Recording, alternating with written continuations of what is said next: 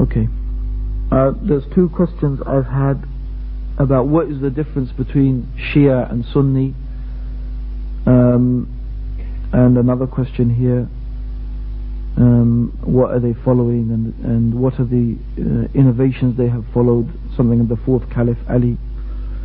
Now, the era of the Shia in the time of Ali ibn Talib was their excessive love and their excessive attachment to Ali ibn Talib.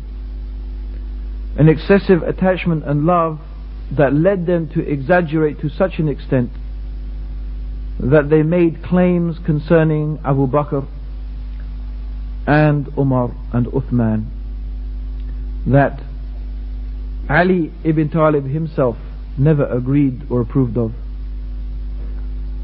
That they claimed that Abu Bakr and Umar and Uthman had purposefully denied and deprived Ali ibn Talib of the Khilafah, to be the Emir of the Muslims, and that he should have been the rightful ruler of the Muslims from the beginning, and that Abu Bakr and Umar and Uthman had deprived them of that. This led to exaggeration, and it grew and grew and grew to the extent that they actually began to proclaim that Abu Bakr and Umar and Uthman, in fact all of the companions of the Prophet except 5 or 10 of them, had actually become murtad. They had apostatized from the religion of Islam, and they call them taghut, false gods. So this clearly contradicts the sayings of the Prophet ﷺ, and actually it really contradicts, any type of reasonable assessment of the reality of the situation. And like every single innovation, it started as something relatively small and relatively minor, but it grew to be something big and something major. And as one follows one innovation, then other innovations start to accumulate and surround, until in the beginning the Shia were only disagreeing with the companions of the Prophet and the majority of or the rest of the other Muslims on this issue. They were disagreeing on this issue. However, as time progressed, the divide became greater and greater and greater, until in fact in reality we find that the whole fundamental understanding of some of the principles of Islam began to be completely different. So for example, we find a large group of the Shia, not all of them, but a large group of the Shia, for example, believe in 12 infallible Imams. They believe that these Imams are absolutely infallible, that they have complete knowledge of everything that happened in the past, that happens in the present, and that will happen in the future. They actually claim, some of them, that they have control over the atoms of the universe. In fact, this is something Khomeini wrote in one of his books, that the 12 Imams, they have control over the atoms of the universe, and that they have knowledge of everything, of all the unseen, and they claim they are infallible. In other words, what they say is that unlike the people of the Sunnah and the Jama'ah, who believe that the last infallible human being was the Prophet ﷺ. In fact, infallibility in matters of the religion is a prophetic quality.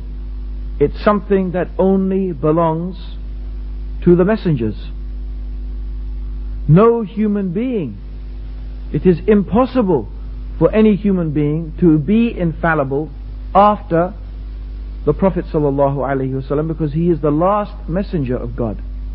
In reality, anybody who believes that somebody is infallible after the Prophet in reality believes in a prophet after the prophet.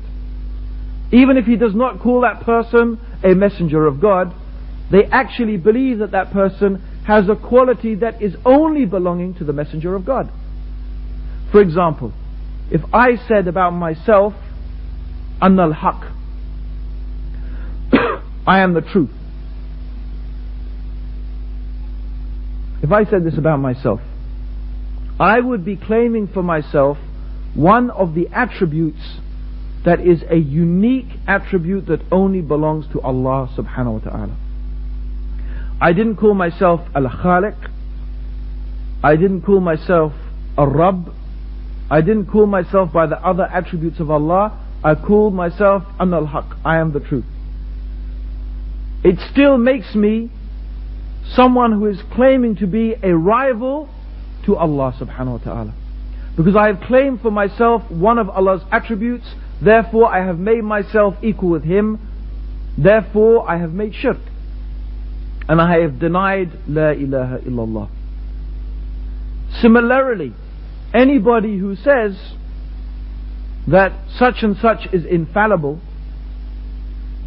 and that everything they say is correct and right and they are incapable of making a mistake and they should be absolutely adhered to unquestioningly in matters of religion, then they have in fact claimed for that person a quality that is only belonging to the Prophet Muhammad sallallahu alaihi wasallam, even if they did not call that person a prophet. And by that, in reality, they have denied the second part of the kalima, Muhammad Rasulullah. So this is just one example of amongst the major deviation that some of the people who call themselves Shia have suffered upon, in this day and age, and in fact throughout the ages. So this is just an example of that. But as I mentioned, the initial deviation was a small one in respect to the position of Ali, but then it grew and grew and changed until it became something extremely major.